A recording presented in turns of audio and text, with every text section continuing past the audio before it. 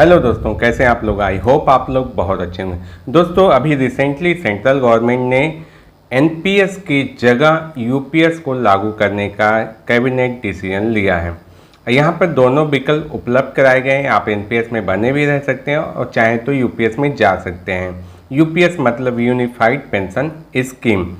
तो चलिए हम इसे समझते हैं कि यूनिफाइड पेंशन स्कीम में कुछ खास क्या है और साथ ही क्या आपको एनपीएस से निकलकर यूपीएस में जाना चाहिए या नहीं, इस पर भी हम बात करेंगे। मैं खुद के बारे में क्या सोचा हूँ कि एनपीएस में रहूँगा कि यूपीएस में जाऊँगा, इस पर भी हम बात करेंगे। तो ये वीडियो बहुत ही इंपॉर्टेंट हो सकती है, वीडियो को मिस मत कीजिएगा। तो चलिए शुरू करते हैं।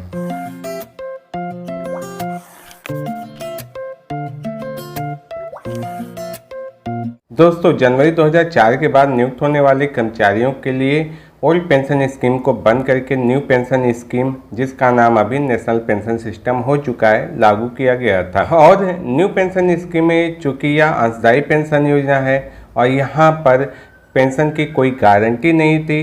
रिटायरमेंट के समय आपका जो भी फंड होता था, एन्युटी सर्विस प्रोवाइडर के माध्यम से आपके फंड पर ही पेंशन दिया जाता था। नेशनल पेंशन सिस्टम में रिटायरमेंट के समय जो भी कॉर्पस रहता है, आप उसमें से फंड को विड्रॉल कर सकते हैं और कुछ फंड से चाहें तो पेंशन ले सकते हैं या पूरे फंड से पेंशन ले सकते हैं। अभी कर्मचारियों की मांग रही है कि हमें गारंटेड पेंशन चाहिए, जैसे कि ओपीएस में रहा है वैसे कर्मचारी हमेशा ये मांगते हैं कि हमें ओपीएस चाहिए। फिलहाल गवर्नमेंट ने कहा कि चलिए ओपीएस की तरह मिलती जुलती एक स्कीम लाते हैं, जहां पर आपको रिटायरमेंट के समय एक गारंटेड पेंशन मिलेगी। आपकी 12 महीने की सैलरी का औसत निकाल कर उसका 50% आपको पेंशन के रूप में गारंटेड दिया जाएगा और साथ में जो भी महंगाई राहत समय समय पर बढ़ेगी, ओपीएस की तरह उसका लाभ भी दिया जाएगा। तो क्या ओपीएस की तरह ही यूपीएस है? एनपीएस से क्या ये बेहतर हो सकता है? थोड़ा इसके बारे में हम बात करेंगे। तो चलिए चलते हैं लैपटॉप की स्क्रीन पर। पहले हम यूनिफाइड पेंशन स्कीम यूपीएस के बारे में समझ लेते हैं कि है क्या। तो यहाँ पर देखिए बात की गई कि आपको ऐसे और एक सुनिश्चित पेंशन दी जाएगी जो 50% होगा आपके बेसिक पे और जो आप ड्रॉ करेंगे 12 मंथ का औसत निकाल कर आपके रिटायरमेंट के समय। लेकिन इसके लिए आपको 25 ईयर्स की सर्विस को कंप्लीट करना होगा या 10 साल कम से कम आपको सर्विस करनी होगी। ओपीएस का लाभ लेने के लिए भी न्यूनतम सेवा का प्रावधान है। और अगर यहाँ पे बात की गई 25 साल से कम सर्विस रह जाती है तो आपको उसी अनुपात में पेंशन कम करते हुए दिया जाएगा। ऐसा नहीं कि 25 से कम सर्विस है तो आपको पेंशन नहीं मिलेगी। आगे बात किया गया है कि यहाँ पर आपको एश्योर्ड फैमिली पेंशन, अगर उसकी कर्मचारी की डेथ हो जाती है तो ऐसी स्थिति में आपकी जो पेंशन बनेगी उसकी 60% पेंशन यहाँ पर आपके फैमिली को दी जाएगी। तो ये बात तो मुझे कहीं से जज नहीं रही है कि मेरी पेंशन अगर बनती है 1 लाख तो मेरे नॉमिनी को सिर्फ 60,000 पेंशन दी जाए। यहाँ पर टोटल से आपके वेतन के हिसाब से नहीं है, यहाँ पर आपके पेंशन के हिसाब से है, जो मैं समझ पा रहा हूँ।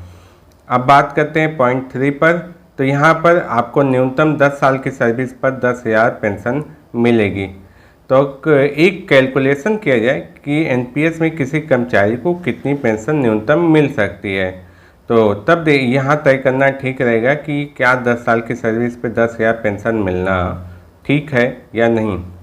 वैसे मुझे नहीं लगता कि ये ठीक है, लेकिन बिना कैलकुलेशन के कुछ भी कहना भी गलत होगा या जल्दबाजी होगी। इन्फ्लेशन इंडेक्सन यहाँ पर वही है कि आपको जब कंज्यूमर प्राइस इंडेक्स जैसे डीए बढ़ता है, महंगाई भत्ता बढ़ता है, वैसे पेंशनर के लिए महंगाई राहत बढ़ता है तो उसका लाभ भी यहाँ दिया जाएगा। 5वां है कि lump sum payment at superannuation in addition to gratuity. तो ग्रेजुएटी तो आपको मिलेगा, इसके साथ साथ आपका जो भी उपलब्धियाँ रही होंगी आपके सेवा के अंत में, तो वहाँ पर जो 6 महीने की सेवा को ऐसे गणना की जाएगी। मान लीजिए आपने 20 साल सर्विस की तो 40 साल मानते हुए 6 माह मानते हुए यहाँ पर आपको बेसिक और डीए पे, जो बेसिक पे है और डीए उसका 1/10 किया जाएगा और उतनी छमाही से गुणा करके आपको एक उपलब्धि के रूप में ग्रेजुएटी से अलग दिया जाएगा। This payment will not reduce the quantum of asset pension. तो ये पेंशन से अलग रहेगा। तो ये कितना हो सकता है, 2 लाख, 4 लाख, 20 लाख, 25 लाख, कोई तय नहीं है। लेकिन इसको बहुत बड़ी राशि मत मानिएगा, मैं ये कह सकता हूँ, क्योंकि आप जब रिटायर होंगे तो उस समय कितना मिलेगा और कितना मायने रखेगा, ये भी बहुत बड़ी चीज़ है। देखने में अच्छा लग सकता है।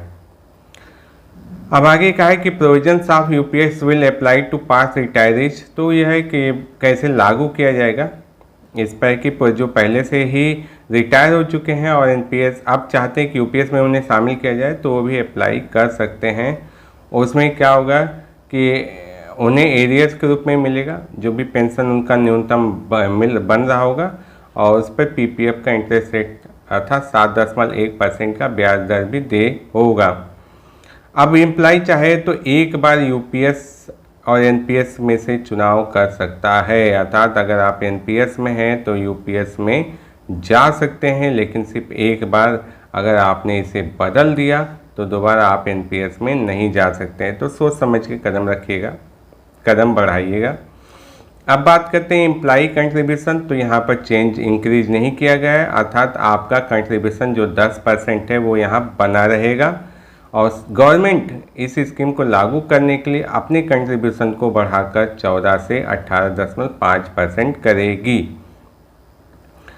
अब आगे कि यूपीएस कब से प्रभावी होगा, तो ये है 1 अप्रैल 2025 से। इससे पहले इसके जो मैकेनिज्म है, नेसेसरी लीगल रेगुलेटरी, ये सब बहुत चीज़ें होती हैं। यहाँ तक कि एनपीएस को लेकर अभी तक बहुत सारे ऐसे आदेश चेंज से संबंधित आते रहते हैं, जो समय समय पर लगता है कि यहाँ बदलाव की ज़रूरत है। अभी देखिए रिसेंटली वेबसाइट भी अपडेट हो गई है, तो बहुत चीज़ें ऐसी बदलती रहती हैं, जबकि एनपीएस लागू हुए 20 साल होने को हैं। तो ये अभी जब यूपीएस लागू होगी तो बहुत सारी चीज़ें इसमें समय समय के साथ बदलती रहेंगी, ये मुझे उम्मीद है, और होना भी चाहिए। सिस्टम में बहुत चीज़ें बदलती रहती हैं समय के साथ। UPS is being implemented by the central government के 23 लाख कर्मचारी सेंट्रल गवर्नमेंट के इसमें शामिल होंगे, और ये जो भी स्टेट गवर्नमेंट इसको शामिल करेंगी उसे इनको अनुमान है कि 90 लाख कर्मचारी जो एनपीएस में शामिल हैं वो यहाँ पर यूपीएस में आएंगे। अब बात कर लेते हैं कि क्या एनपीएस से बेहतर है यूपीएस। तो सबसे पहले यहाँ पर आते हैं। देखिए यहाँ पर 50% पेंशन की गारंटी तो दी जा रही है, लेकिन जो आपका 10% कंट्रीब्यूशन जमा हो रहा है वो आपको वापस नहीं मिलेगा। और जब हम एनपीएस की बात करते हैं तो हम चाहते हैं कि हमारा कंट्रीब्यूशन, उस पर जो लाभांश है, मतलब 100 रुपये अगर हमारा पूरा कॉर्पस है तो उसमें से 60 रुपये तो हमें मिल ही जाएं, पेंशन 40 रुपये पर ही लेनी पड़े। और यहाँ पर आप जब 50% पेंशन गारंटेड लेना चाह रहे हैं तो यहाँ आप अपना पूरा पैसा देने के लिए तैयार हैं। तो ये कैलकुलेशन कर लीजिएगा कि अगर जो आपका कंट्रीब्यूशन है वो आपको वापस नहीं मिलता है, पूरा आपका 100% यहाँ पे कंट्रीब्यूशन आपका और गवर्नमेंट का जाने के बाद 50% आपको पेंशन मिल रही है, तो क्या आपके लिए सही है एज पर कैलकुलेशन। इमोशन से कोई डिसीजन नहीं लेना है, कैलकुलेशन से लेना है। और देखिए मैं यहाँ पे सिर्फ तुलना एनपीएस और यूपीएस पे कर रहा हूँ, ओपीएस की यहाँ कोई बात नहीं कर रहा हूँ। तो दोस्तों ओपीएस इन सब के कंपेरिजन में आता भी नहीं, बात यहाँ सिर्फ एनपीएस यूपीएस की हो रही, तो मैं एनपीएस यूपीएस पर ही बात कर रहा हूँ। यहाँ पे देखिए जो पेंशन की बात की गई है कि एम्प्लॉय की पेंशन का 60% पेंशन दिया जाएगा, ये बात भी मुझे कुछ जमी नहीं, क्योंकि अभी तक तो फैमिली पेंशन का प्रावधान है। और फैमिली पेंशन में आप जानते हैं कि एम्प्लॉय की सैलरी का 50% और 60 साल की एज तक तो मिलना ही, मतलब जितने साल तक एम्प्लॉय सर्विस करता उतने साल तक तो फैमिली को फैमिली पेंशन मिलनी ही होती है। तो ये आपकी पेंशन का 60% है, अगर सैलरी का 60 होता तो सुन के बड़ा अच्छा लगता है, चलो ये चीज़ बेहतर है। तो मैं जो समझ पा रहा हूँ तो ये मुझे बात कुछ जम नहीं रही है। अभी 10 साल की सर्विस पर 10,000 पेंशन, अभी कैलकुलेशन पे अच्छा भी हो सकता है और ख़राब भी। मायने ये रखता है कि आप किस ग्रेड पे में हैं, कितना कंट्रीब्यूशन आपका मंथली एनपीएस में जा रहा है, कितना कॉर्पस आप इकट्ठा कर पा रहे हैं, उसके आधार पर। अगर कोई एम्प्लॉई है जिसकी सैलरी आज के समय में 1.5 लाख 2 लाख रुपए है, और या जिसने भी आज से 10 साल 5 साल पहले 6 साल पहले 30-35 हज़ार से भी शुरुआत की थी, तो उसके लिए ये अमाउंट ठीक नहीं रहेगा। लेकिन अब जिसकी सैलरी 21 हज़ार से शुरू हुई तो हो सकता है उनके मामले में यहाँ पर ये चीज़ें लागू हो जाएं कि हाँ मिनिमम 10 हज़ार ठीक है। और क्या बात कर सकते हैं इस पे, ये महंगाई राहत, देखिए ये बहुत कैलकुलेशन पे चीज़ें चलनी चाहिए। महंगाई राहत जोड़कर अगर आपको मिलता है तो क्या आपके लिए पर्याप्त है?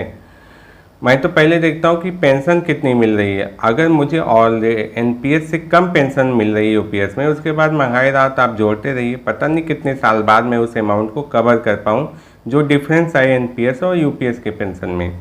भाई 100% अगर हम एनपीएस का कॉर्पस यूज करते हैं तब कितनी पेंशन मिल सकती है और इस कैलकुलेशन के तहत कितनी पेंशन मिल सकती है, इसको देखने के बाद देखते हैं ना कि डीआर ऐड करने से क्या फ़ायदा हमें हो रहा है। मुझे वैसे लग नहीं रहा है कि इसका कोई कुछ खास बेनिफिट मुझे मिल पाएगा, मैं अपने मामले में कह रहा हूँ, क्योंकि एज के इस अनुसार मुझे लगभग 33 साल सर्विस करनी है और ये 25 साल के लिए चीज़ें हैं। अब मैं सर्विस करूँ 33 साल ना करूँ वो अलग चीज़ें होंगी। बाकी ये क्या है, इसको क्या कहूँ कि आपको उपलब्धियाँ अलग से मिल रही हैं, आपको कितना अच्छा लग रहा है।